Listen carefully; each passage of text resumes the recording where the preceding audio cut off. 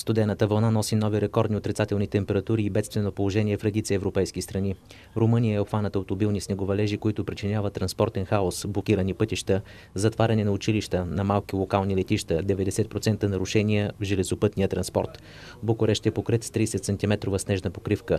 В някои планински райони температурите паднаха до под минус 30 градуса. До сега са потвърдени 36 смъртни случая, повечето от жертвите са бездомници. Бедствено остава положението на Западните Балкани, в Сърбия, Босна и Херцеговина, Хърватия. В Италия вследствие на мразовитото време са починали 10 души само през последното денонощие. Над 35 са вече жертвите на студа в Апенинската държава. 55 департамента във Франция е обявен код оранжев за опасни метеорологични явления. От минус 10 до минус 20 градуса се движат средните дневни температури в страната. Регистриран беше рекорд в потреблението на електроенергия – 100 000 мегавата за последните 24 часа. Япония също страда от необичайно студено и снежно зимно време. Снежни бури се извиха над северният остров Хокайдо, ветровете при които достигнаха скорост от 72 км в час. Общественият транспорт е напълно блокиран в повечето райони на острова. На отделни места снежната покривка е достигнала 3 метра. Снеговалежите ще продължат и в следващите 2-3 дни.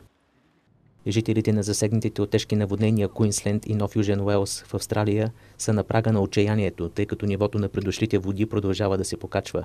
Град Сейнт Джордж в Куинсленд буквално плува във водата. Над 2000 души са спешно евакуирани. Според метеорологичните служби, валежите, предизвикали мащабните наводнения, ще продължат още седмица-две.